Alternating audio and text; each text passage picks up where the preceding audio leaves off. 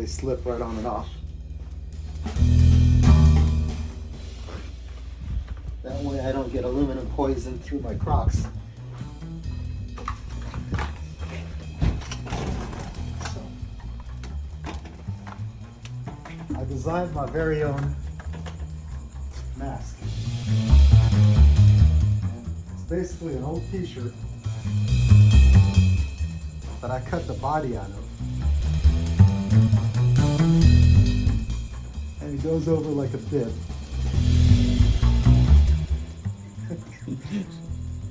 Just like that, and then these tied back here just seal it up. There you go. It's like a reverse Zorro. But now wait, it gets better. Okay. So I got this trash bag here, and I made it extra tough by reinforcing all the seams with this Gorilla Tape. And for, you know, for ventilation, I cut the back out of it. Just like assless chaps. So you put it on the thread, and it makes it perfectly, you know, nothing gets on you. That's my hazmat suit. Let's get to work. Today we are going to do the finish work on this Talibong. So right now it's just raw, no finish at all on it. So, and of course, you know, because I am all about safety, you know, they are safety measures. None whatsoever. Just kidding, just kidding. My safety measures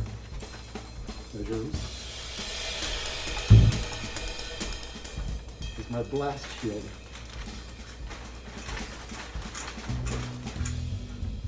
And my high-tech guide device.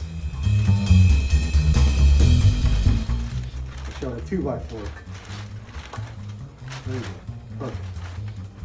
That's what every precision shop needs.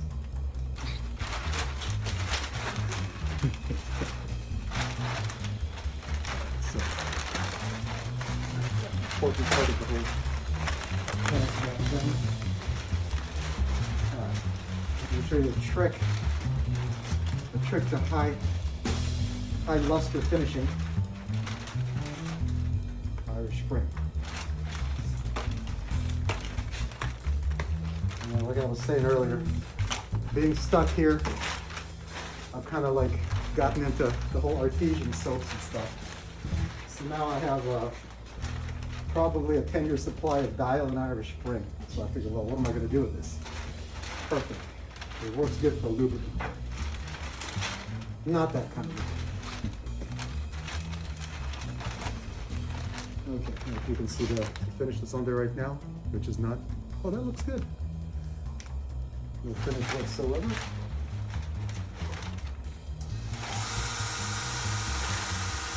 Slight adjustment.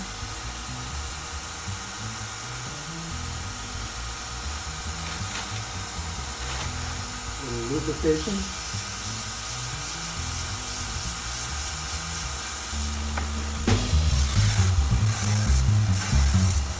The trick is you gotta feather it.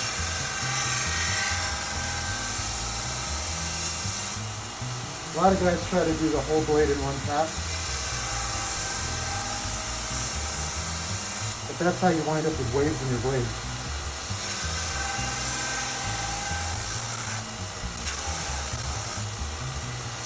So I kind of section it off, a piece at a time.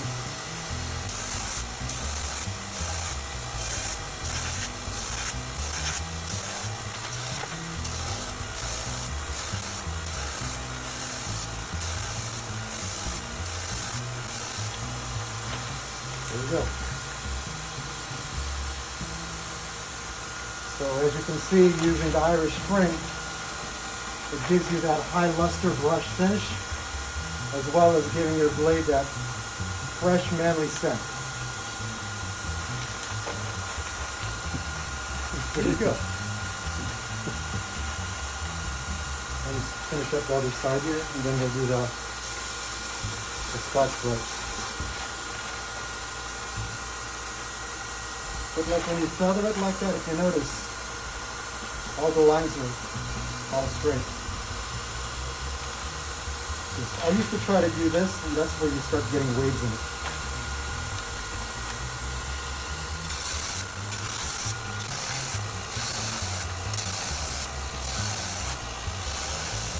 Starting to see some aluminum in there. Yeah. Actually, that's the soap.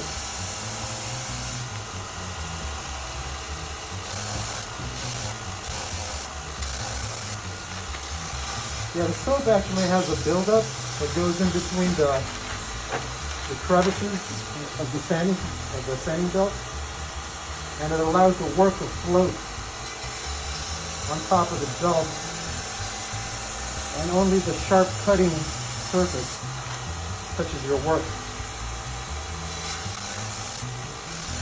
So yeah, the stuff that you see in the air, that's the soap particle. And you'll notice once I start wearing on the belt a little bit, and the soap wears off, you won't see any more stuff floating in there.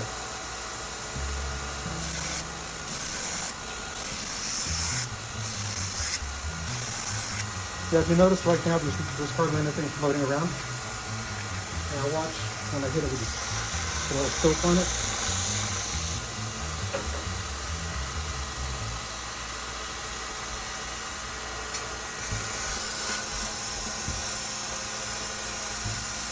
You see it all going in there?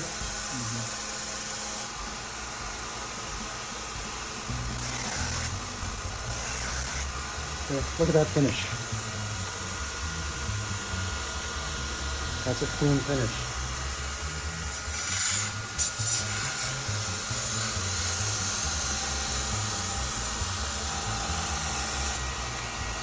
There you go. Yeah. So, now, to put it in perspective, if this redneck wearing a trash bag, a 1x30 sander, a 2x4, and a bar of soap, okay, can achieve this type of finish, supposedly anybody should be able to do it. That's my point entirely. All right, rolling. Okay, so I switched to a Scotch-Brite belt, and for doing finish grinds, I always prefer to use an old Scotch-Brite belt because the new ones are too aggressive. So what you want to do is you want to do your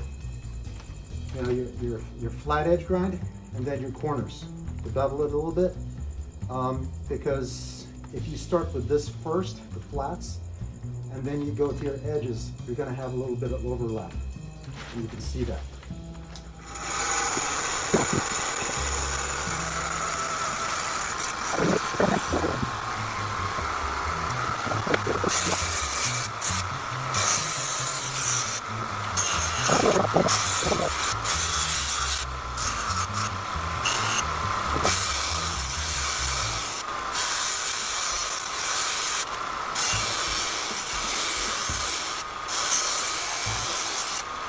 Where I do the money shot.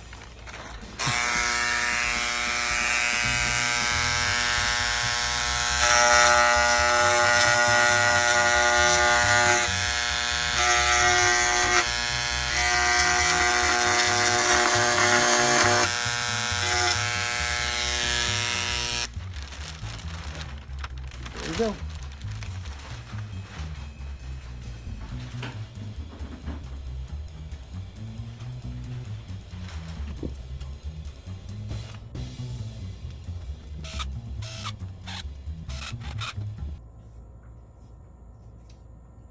Perfect fit. And I like the brush finish because it catches the light just so. You don't see like the light fixture, you just see the light, and that's what I like about the brush finish. You know, the mirrorized finish, you know, you can see the fixtures and stuff. So, there you have it.